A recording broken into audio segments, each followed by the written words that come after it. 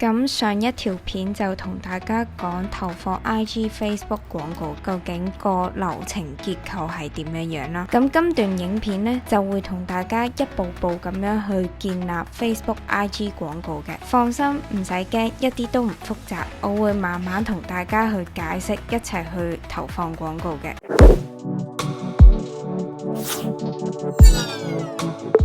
大家好，我係創業社嘅阿明啊。咁呢個 channel 咧，最主要咧就係想同大家分享一啲創業嘅資訊。咁如果你哋有興趣嘅話咧，就快啲去訂閱我哋，同埋記得打開隔離嘅鐘仔啊。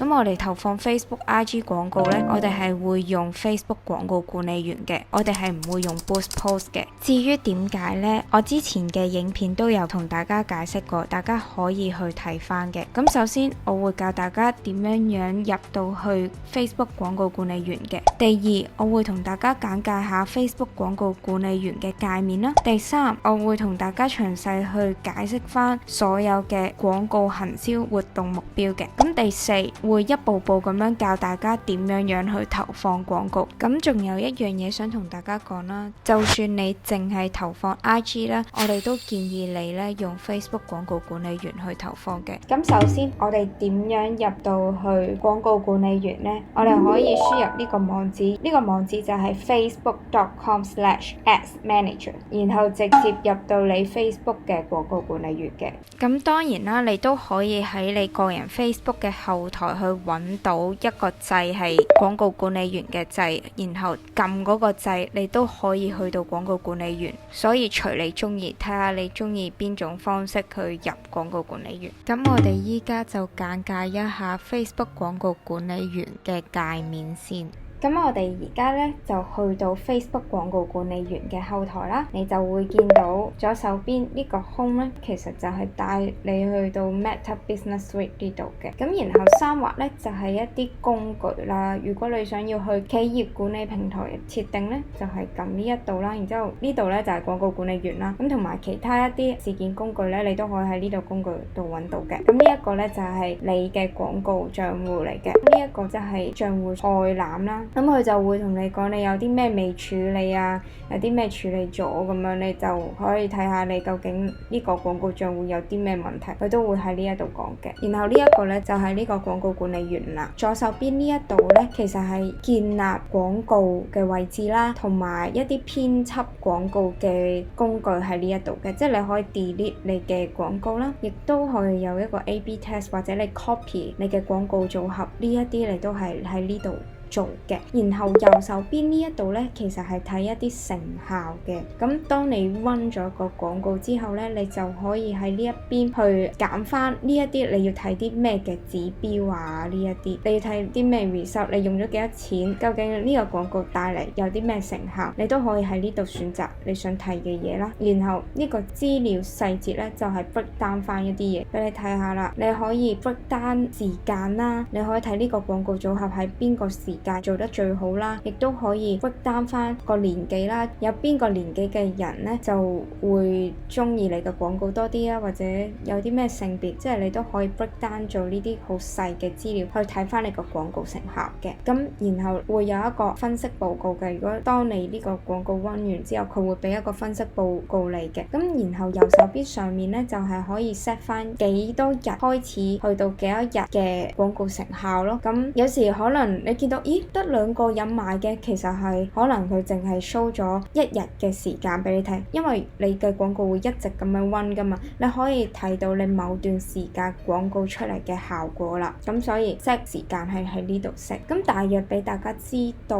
成個嘅界面係大致上係咁樣啦。然後左手邊呢一個宣傳活動咧就係 campaign， 廣告組合咧就係 ad set， 然後廣告就係 ads 啦，就係我上一段影片所講嘅。你嘅廣告主要咧架構咧就係分咗呢3層，呢一層咧就係你嘅廣告目標，然後廣告組合要 set 嘅嘢咧就係你廣告要投放俾啲咩人啦，然後廣告就係要去 set 究竟你個廣告要點樣去呈現俾人，要係影片啦，或者一啲 carousel 或者一啲 dynamic 嘅廣告都係喺呢個 level 去 set 嘅。咁我哋而家咧就建立咗先，左手邊呢個掣加就係建立啦。咁你就會見到 Facebook 廣廣告嘅目標咧，就會俾你揀11個嘅。其實佢而家最新嘅廣告目標咧就有6個嘅。咁新嘅版本同舊嘅版本係差唔多嘅啫。咁喺最新版本啦，咁佢上面咧會有一個掣咧開始導覽啦。咁呢個掣撳完之後咧，佢就會叫你揀翻舊嘅你想要嘅行銷活動目標，然後佢就會幫你相對應翻新嘅版本究竟係邊一個目標。咁你到時可以依住翻佢嗰個instruction 去揀翻嘅，一樣嘅啫。好，言歸正傳，我哋依家咧就去揀翻我哋想要嘅宣傳活動目標先。咁呢度非常之重要嘅，因為佢係可以影響到你投放廣告嘅結果啦。如果你揀錯嘅話咧，有機會你嘅效果就唔好噶啦。咁我哋而家簡單講下每一個嘅廣告目標究竟係啲咩先。咁其實咧，去到每一個嘅目標嘅隔離咧，會有一個 I 嘅符號啦。咁你撳落去咧，佢咧就會講一講大概呢一個目標究竟係啲咩。好似依家品牌知名度咁樣啦，咁佢就係會向最有可能記得你廣告嘅用戶顯示廣告啦。然後接觸人數係啲咩呢？就係廣告目標咧，就係想接觸得更多嘅人，你就會見到佢啦。盡可能擴大廣告顯示對象啦，即係將你嘅廣告咧俾多啲人睇啦。咁然後流量咧就係你想要人哋 click 入你嘅網站度嘅，咁佢就會盡量咧將人咧去導向你嘅網站或者去你嘅應用程式 app 啊，或者你嘅 Facebook 活動。所以個廣告目標咧就係叫流量，就係要有流量去到我嘅網站，去到我嘅 app 啦。咁然後互動程度咧係咩？英文就係 engagement 啦。我哋可以撳翻隔離 I 啦。咁其實互動程度係有分3個類型啦。第一個類型咧就係貼紙互動啦，第二類型咧就係專頁讚好次數，第三咧就係活動回應次數，即係可能你喺 Facebook 搞一個活動，你就想啲人回應你呢個活動啦。如果你係想要有呢3個效果咧，你都係揀互動程度呢個目標嘅。簡單啲嚟講，如果你想要你嘅專頁多啲人讚嘅話咧，你就揀呢個。如果你想要而家你嘅廣告呢個貼文咧多啲人去讚啦，多啲人去回應啦，多啲人去俾 like 啊，俾心心啊，或者要啲人去分享，即係呢啲互動嘅嘢咧，你都係揀呢一個目標嘅。咁下面呢個目標咧就係應用程式安裝啦。如果你係想人哋去安裝你嘅應用程式 app 嘅話咧，你就係揀呢一個目標啦。咁如果你係製作咗一個廣告嘅影片，想啲人去睇你嘅影片嘅話咧，你就要揀觀看影片目標啦。Facebook 咧就會向用戶咧去顯示你呢個影片廣告啦。咁然後開發潛在顧客係啲咩咧？就係攞 lead 啦，你要收集一啲顧客嘅名單。咁呢個咧，你可以喺個廣告度建立一個表格出嚟啦。然後個觀眾咧睇完你個廣告之後咧，填你嘅表啦。所以呢一個開發潛在顧客呢個目標咧，係非常之適合一啲商家係想要攞顧客嘅資料。咁你就可以用呢一個目標去建立一個廣告啦。咁信息數量咧，就係你想用戶咧見到你呢個廣告去 DM 你，去 WhatsApp 你，去 Messenger 你嘅話咧，你就要用呢個信息數量啦。咁信息數量咧都係比較適合一啲服務業嘅人去使用啦。然後咧要啲人咧去 WhatsApp 你，去問你服務嘅詳情咧，你就可以用呢一個目標啦。咁然後轉換次數係啲咩咧？就係向一啲會採取行動嘅用戶去投放廣告啦。咁呢個目標咧就比較適合我哋電商啦，因為我哋咧都係想啲顧客嚟到我哋網站去買嘢嘅。咁目錄銷售係啲咩咧？就比較適合都係商家使用啦。如果你淨係想展示你間鋪啲 product 出嚟俾啲顧客去揀咧，咁你就用呢個目錄銷售啦。咁佢見到你呢個商品，如果佢有興趣，佢就會 click 入去啦，然後就去你嘅網站買嘢啦。咁目錄銷售咧，亦都適合合 retargeting 去用嘅，因為可能有啲人入咗去你嘅網站，然後睇過對鞋咁樣啦，咁你就可以用翻呢個目錄銷售咧，再向佢咧去展示你呢一對鞋，就係咁樣去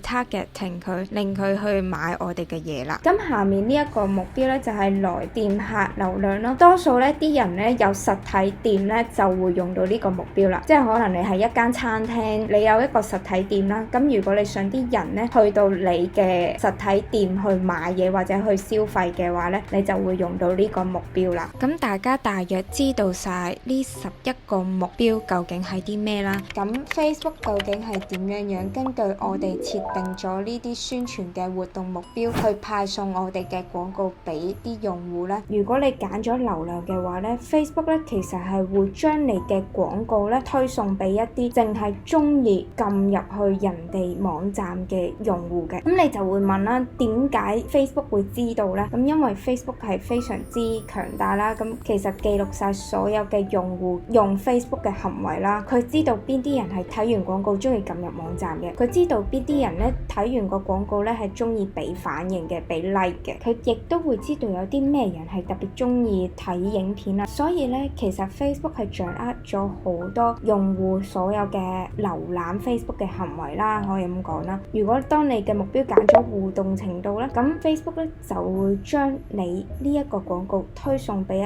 啲好中意 like 嘢嘅人，好中意留言嘅人啦。咁多數咧都係會派送俾一啲外籍人士啦，因為可能外籍人士比較熱情啲啦，中意見到一啲得意嘅 post 咧，佢就會 like， 因為 Facebook 咧就會幫你用最平嘅價錢啦，攞到最好嘅結果，咁樣去將你嘅廣告咧去派送俾用戶睇啦。咁我哋網店嚟講咧，我哋嘅活動目標當然係想要有人買我哋嘅嘢啦。咁我哋多數咧都會係揀轉換次數嘅。咁 Facebook 咧就盡可能咧將你嘅廣告推送俾一啲成日會去網站度買嘢嘅人咯。咁啊，流量我都少用嘅，因為流量就好多時咧係吸一啲淨係會去網站嘅人咯。咁如果我嘅目標係想佢買嘢嘅話咧，我多數都唔會用呢個嚟做我嘅目標啦。你哋明白呢樣嘢嘅話咧，你哋投放廣告咧，你就會更加容易得到你想要嘅結果啦。咁我哋今次示範咧，我哋目標咧就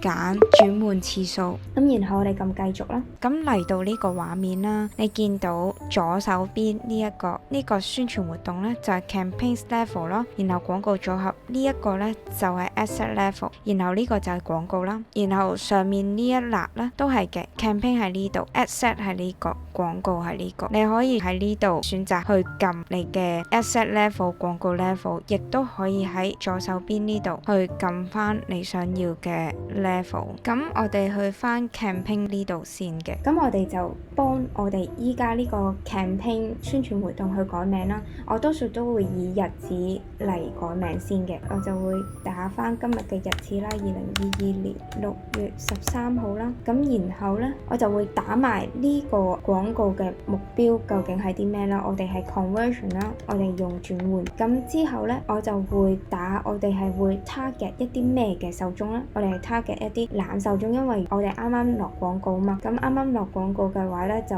target 一啲唔識我哋嘅 brand 嘅受眾。咁我呢啲就稱之為懶受眾啦。然後我今次呢，就會用瑜伽衫嚟做例子啦。咁我嘅瑜伽衫店呢，就係主要係女裝嘅。咁我哋今次都係 target 翻女仔啦 female 啦，然後我哋嘅 interest 咧，我哋就會揀 sport 啦。咁我就寫咗落去先嘅，跟住之後我就同大家慢慢 set 啦。咁如果咧你會想投放一啲特定嘅歲數咧，你都可以喺呢度打埋嘅。咁呢個就俾你自己清楚你呢一個宣傳活動究竟係做緊啲咩嘅。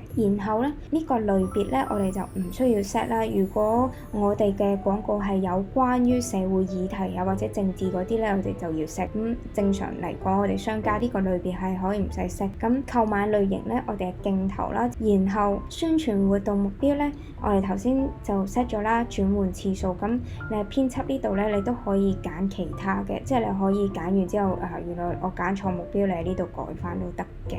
然後顯示更多選項呢，你就見到宣傳活動支出上限啦，即係當你個 budget 係7000蚊，當呢個廣告溫度達到7000蚊，佢就會停咗佢噶啦。咁其實我哋唔需要喺呢度 set 呢一個廣告活動支出上限啦。如果呢個廣告唔 work 嘅話，我哋直接停咗佢咪得咯。咁我多數都唔 set 嘅。然後 A/B test 啦，就去 test 翻你嘅廣告邊樣好啊，邊樣唔好咁樣啦。咁如果你話一個啱啱接觸廣告嘅人咧，都唔需要知呢樣嘢住先嘅。咁遲下等識得去買啦，咁我哋再去慢慢去 test 嘅。下一個咧就係宣傳活動預算優化啦。呢一個咧就係 campaign budget optimization 啦。咁我大概講一講呢個宣傳活動預算優化究竟係啲咩啦。咁呢個宣傳活動優化咧，我哋嘅英文咧就係叫做 campaign budget optimization。好多人咧就會簡稱佢做 CBO 啦。咁 CBO 係即係咩咧？講到明 budget optimization 啦。咁即係你可以喺 campaign 呢個 level 去 set 一個 budget。如果你有3個 asset 咧，佢就會自動將你呢一個 campaign 咧 budget 去分俾呢3個 asset。咁佢點樣分咧？佢就會靠住 Facebook 嘅 AI， 佢會少少咁樣去派送先，去睇下個反應，然後佢再幫你揾翻邊個 asset 好咧 ，asset 1表現得好，咁佢就會將多啲錢擺喺 asset 1度。咁相對上咧就會少啲錢喺 asset 2同埋 asset 3度啦。咁所以咧呢3個 asset 絕對唔會係平均咁樣分啦，即係唔會話 asset 1係50，asset 2係50，asset 3係50咁樣平均分嘅。簡單啲嚟講，佢就係會根據我哋廣告出嚟個效果，去將我哋嘅 budget 去自動分配喺唔同嘅廣告組合入面啦。咁 Facebook 咧其實係有2種方式去 set 你嘅 budget 分配喺你啲廣告度嘅。咁第一咧就係啱啱我所講嘅 CBO， 咁佢就會自動將你嘅 budget 分配喺唔同嘅 asset 度、唔同嘅廣告組合度啦。咁第二種方法去 set budget 咧，我哋就可以喺 asset level 度 set budget 嘅。咁所以佢就會叫做 asset budget optimization， 即係簡稱做 ABO 啦。當我哋用到 ABO 咧，我哋嘅自主權咧就會多啲嘅。我哋係可以去 set 我哋想用幾多錢喺呢一個廣告組合度，我哋可以平均咁樣去分配佢都得嘅，就由我哋話事。如果 CBO 咧就由 Facebook 話事，咁嘅分別啦。佢哋咁清楚晒咩係 ABO 咩係 CBO 咧，咁就有好多人咧會問我哋啦，咁究竟我幾時應該要用 ABO， 幾時應該要用 CBO 咧？咁其實呢樣嘢咧真係好 depends 你自己個人喜好嘅啫，即係冇特定嘅答案啦。但係我都有少少 tip 俾大家啦。咁幾時會用到 CBO 咧？就當你冇咁多 budget， 但係咧你又想將嗰個 budget 咧去平均翻晒好多個 asset， 咁我建議咧就大家可以用 CBO 啦。同埋如果你用 CBO 咧，每個 asset 嘅觀眾嗰個 size 都要差唔多咯。你唔可以話呢一個 asset 咧，你嘅受眾咧有600萬，但係咧第二個 asset 嘅群眾咧個 size 咧就係得100萬，咁樣咧攤成6-7倍咧，咁樣差太遠咧，其實 Facebook 咧就會 prefer 俾多啲 budget 去啲受眾群多啲嘅 asset 度咯。所以如果你要用到 CBO， 你要 make sure 你所有 asset 嘅 audience 嘅 size 要差唔多，咁樣樣咧佢就可以盡量優化你嘅 budget 咯。同埋你用到 CBO 嘅話咧，其實你就比較容易啲管理佢咯，因為你淨係需要 edit一個 budget。如果你用 ABO 咧，你就需要 edit 好多 asset 嘅 budget 啦。同埋當你想 scale up 你嘅廣告啦，你都係可以用到 CBO 嘅。咁詳細咧就 cover 唔到咁多啊今集。咁如果有興趣，我遲啲再拍片同大家講多啲啦。咁你幾時用到 ABO 咧？就係當你而家啱啱開咗個廣告啦，即係你而家係新手啦，你完全冇乜 data 嘅，你嘅 pixel 都冇乜 data 嘅，咁就建議大家用 ABO 啦。咁因為一開頭我哋冇太多 data 喺入面嘅，咁其實 Facebook 嘅 AI 都唔係好知點樣將我哋嘅廣告派發出去嘅，就等 Facebook 嘅 AI 咧收集得夠資料之後咧，你就可以用 CBO 去再優化佢啦。第二，我哋幾時會用 ABO 咧？就當我哋想要測試我哋嘅廣告內容、我哋嘅廣告文案、我哋嘅 audience， 所以我哋會 set 同一個 budget 咁樣呢，就可以好快速咁樣去測試到啦。同埋頭先都講啦，如果你嘅 asset 受眾個 size 相差得太遠嘅話呢，你就要用 ABO 啦，你唔好用 CBO， 因為 Facebook 咧係偏向咧係會將你個 budget 咧用喺一個受眾群大啲嘅 asset 度嘅，咁變相咧佢就唔會嘥啲錢落個 asset 群眾細嗰度啦，咁導致咧你係睇唔到細嗰個群眾成效喺邊啦，咁樣可能你都唔想噶嘛，你梗係想佢平均將啲錢去分配喺唔同嘅 asset 度去睇個成效啦，咁所以喺呢個情況下咧，你用 ABO 就會好啲啦。咁我哋依家咧就翻去我哋廣告管理員度啦，頭先都講啦，如果你想要 CBO 嘅話咧，你就打開呢一度，咁你打開呢一度呢，就喺呢度 set 你嘅 budget 啦。咁如果係 ABO 嘅話，我哋就唔好打開呢度。咁之後呢，我哋就會去 set 下一個 level， 呢一個 level 去輸入我哋嘅單日預算，我哋嘅 budget 啦。咁我哋依家因為我哋係啱啱先 run 我哋廣告，我哋係冇乜 data 啦，咁所以我就唔打開呢個 CBO 啦。咁然後我哋就咁繼續去到 asset level 啦。呢個名稱呢，我哋就要打翻一啲我哋睇得明噶啦。咁我哋 set 完之後先打翻去啦。咁我哋轉換事件位置呢，咁我哋係網店啦，我哋想要轉換嘅位置當然係網站啦。轉換事件呢，我哋網站嚟講呢，我哋想啲人去買嘢嘅，係購買嘅，咁佢就會彈一個 warning 呢，就話你呢個廣告呢，無法帶來好嘅轉換啦。其實你唔需要理佢嘅，你照用啦。總之你俾 Facebook 足夠嘅時間去 learning， 咁呢 Facebook 咧都會幫你帶到單。咁然後活用型廣告創意呢，其實係一啲 dynamic 嘅廣告創意 creative 啦，即係話你俾晒所有嘅元素，佢自動幫你去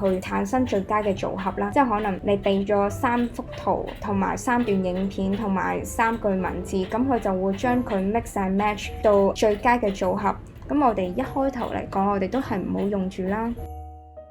咁呢一個廣告刊登優化呢，即係佢會盡量將你嘅廣告呢派送俾一啲會轉換嘅人啦。咁然後歸因條件設定呢個係咩呢？就係你因為我哋之後呢會投放幾個廣告噶嘛，然後我哋就要知道呢個人買咗嘢究竟係歸因喺邊個廣告度。咁 Facebook 咧就幫我哋預設咗係7日點擊數或者1日嘅瀏覽數，因為 iOS 更新咗啦，咁 Facebook 佢收集數據係變得好慢啦，同埋好唔精準啦。咁其實你7日嘅點擊數咧，呢個歸因就會合理啲啦，因為 Facebook 而家都幫我哋 preset 咗，佢都知道佢自己收集嘅數據會慢咗，所以佢都幫我哋 preset 咗係7日。我哋都跟翻 Facebook 嗰個 setting 啦，咁然後佢個收費標準咧就會展示次數去收費啦。然後去到呢度預算和排定時間呢度呢，因為我哋揀咗 ABO 啦，所以我哋會喺 asset level 去 set 我哋嘅 budget 嘅。如果你揀咗 CBO 嘅話呢，你就冇得喺呢一度去 set budget 噶啦，你直接喺 campaigns level 嗰度 set budget 嘅。咁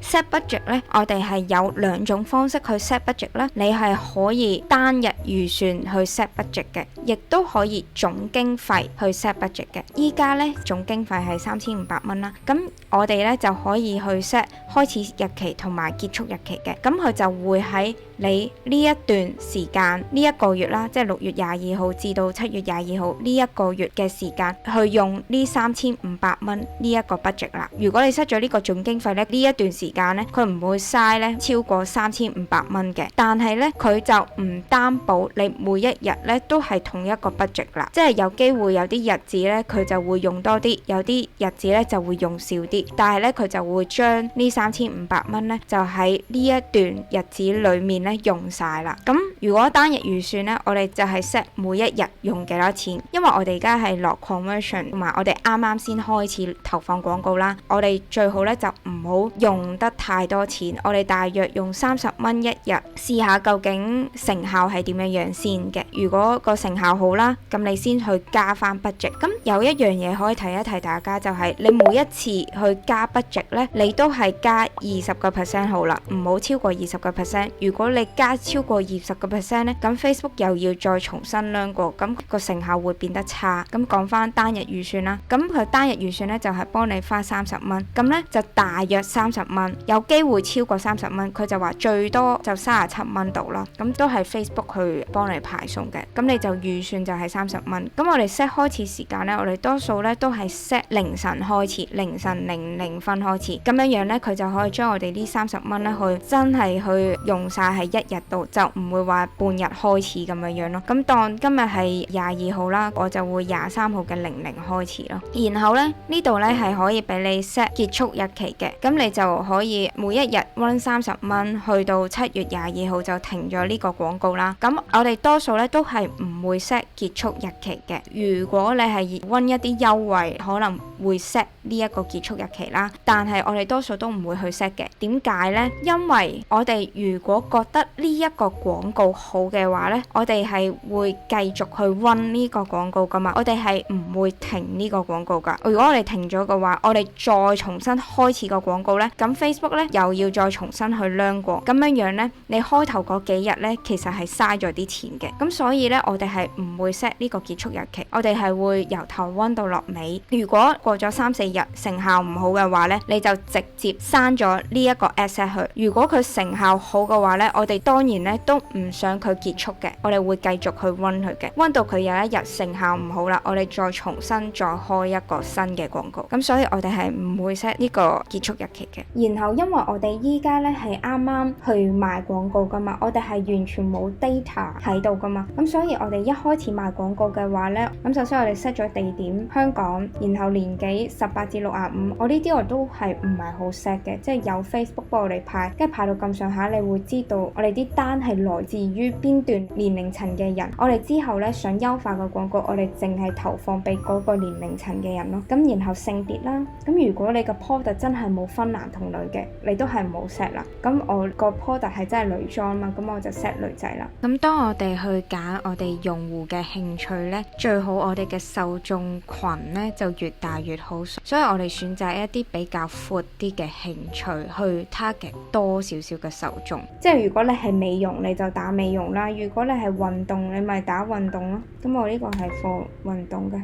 你見我而家興趣揀咗運動之後呢，嗰個受眾規模都係得100至到200萬人嘅啫。其實如果你喺外國呢，去投放 Facebook 廣告呢，就需要精準，因為嗰度嘅 Facebook 用戶呢係真係比香港多好多。但係我哋香港呢 Facebook 用戶係得600萬人啫嘛，而我哋如果要去 target 一個 conversion 嘅廣告，其實基本呢都要超過100萬嘅人，咁Facebook 咧先夠 data 去將你嘅廣告派送俾你嘅目標客戶啦。如果你投放香港嚟講呢，個受眾群就唔好太細，因為太細呢，有機會 Facebook 咧係 run 下之後就停咗你個廣告，就冇派送到出去。咁所以我呢一度呢，如果我就咁樣揀運動呢，就 OK 嘅，呢個範圍 OK 嘅。好多人呢都話投放廣告呢越精準呢就越好啦，但係精準度呢係視乎你投放嘅國家或者地區嘅，就好似香港咁樣，我哋唔需要話太精準，因為我哋香港人口真係細。咁如果你係 dropship 投放廣告去外國，咁你就需要精準啲啦，因為佢人口大。咁兩樣呢都係唔同嘅操作嘅。然後語言嚟講呢，如果我哋嘅廣告嘅內容呢要中文嘅話，你就打中文咯。咁然後你可以儲存呢一個廣告受眾啦，之後再拎出嚟用啦，又或者唔儲存都得嘅。咁然後呢，自動版位呢，你可以喺呢一度版位呢去設定呢，你想你嘅廣告投放喺 Facebook 嘅邊個平台同邊個版位啦。可以 Instagram 啦，可以 Facebook 啦，又可以 Audience Network 嗰啲啦。咁我哋如果啱啱賣廣告，你 budget 唔係好多，你唔想派送咁多位置嘅話呢，咁你手動版位你就可以勾走 Audience Network 啦，同埋 Messenger 嘅，呢兩個都比較冷門啲嘅。跟住淨係選擇 Facebook 平台同埋 IG 平台，又或者有啲人其實咧係唔經營 Facebook 嘅，淨係經營 IG 咧。咁你呢度咧就係可以揀 IG 啦。咁有啲人成日問啦，點樣投放喺 IG 啦？就係咁樣投放啦。你可以唔揀 Facebook，你淨係揀 IG。咁多數 IG 嘅話咧，我會揀動態同埋限時動態呢兩個，個表現都 OK 嘅。不過如果你其實都真係冇乜 budget 咧，你都唔想試錯咧，咁你就淨係揀動態啦 ，feed 呢個 OK 嘅。咁正常咧就會 Facebook 同埋 IG 我都會投放嘅。然後 Facebook 咧我就唔要插播，唔要 views， 文章內涵我都唔揀啦，搜尋都唔揀，淨係揀動態 view。Facebook 同 IG 都係啦，然後顯示更多。咁你都可以揀呢，你係咪想要所有裝置啊？定係你可以揀 Android 機或者 iOS 機嘅？咁多數真係唔好揀咁多嘢。如果唔係呢，你揀得太多呢，佢嗰個人數呢會越縮越細，根本你就冇咁多人俾 Facebook AI 去揀。跟住我哋拉到頂去改翻我哋呢個 asset 嘅名稱先。我哋今次係投放俾啲咩人啦？係 female 啦，跟住興趣係 sport 啦。咁我哋就咁樣揀啦，然後幾多歲至幾多歲呢？18至65歲。咁 set 完呢個都係for自己睇嘅啫，然後繼續跟住嚟到我哋廣告嘅層面。咁我哋廣告可以寫 creative one 啦，或者你係用一啲舊 post 嘅，你都可以寫翻呢個名，等自己容易啲認啦。咁我哋呢度揀翻我哋嘅 Facebook page 啦，我哋嘅 IG 啦，然後我哋就撳建立廣告。咁建立廣告呢，我哋可以手動上載。咁建立廣告呢一個呢，就係你喺呢一度建立一個廣告，而呢個廣告呢，其實簡單啲嚟講係搭 post，你唔會喺你 Facebook 專頁度見到你呢個 post， 亦都唔會喺你 IG feed 嗰度見到你呢個 post 嘅。係你自己而家去 create 一個新嘅廣告目錄呢，係 for 我哋商家會多啲用啦。你會見到有啲廣告淨係 show 啲產品啊嘛，咁嗰啲呢就係咁樣去建立嘅，建立目錄啦。咁我哋依家呢就用我哋現有嘅貼紙先，然後我哋選擇貼紙。咁我哋就揀翻我哋現有嘅 IG post 啦，然後我哋可以揀翻按鈕啦，可以揀馬上框框啦，即叫啲人去買我哋嘅嘢啦。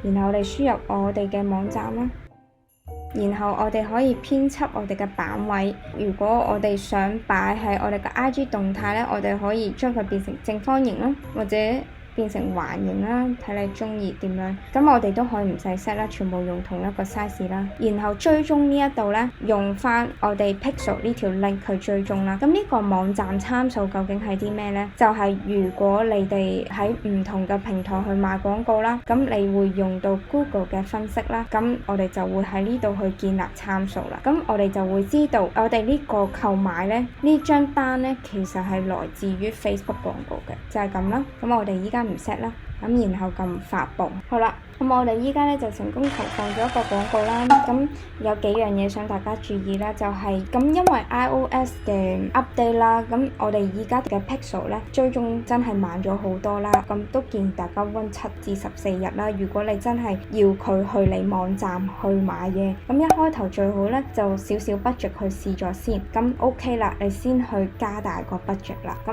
詳細嘅話咧，如果你哋真係想知多啲點樣去分析個廣告啊，點樣改善嘅廣告呢，咁你哋都可以留言話我知啦。我哋依家講嘅廣告呢，其實係我哋做生意嘅其中一部分啦。如果你想你嘅生意係有源源不絕嘅訂單，咁我哋呢都有一個免費嘅線上講座啦，同大家解構晒整個嘅生意系統嘅。咁如果你哋有興趣呢，就 click 落下面說明文嘅 link， 撳入去報名參加啦。咁今堂呢就嚟到呢度啦。如果你哋中意我呢段片嘅話，真係覺得我講得好詳細，因為我真係嘥咗好多時間去講啦。都希望大家可以俾個 like 啦，令到我哋嘅頻道可以多啲人去認識啦。記得 subscribe 我哋啦。咁下一段影片見，拜拜。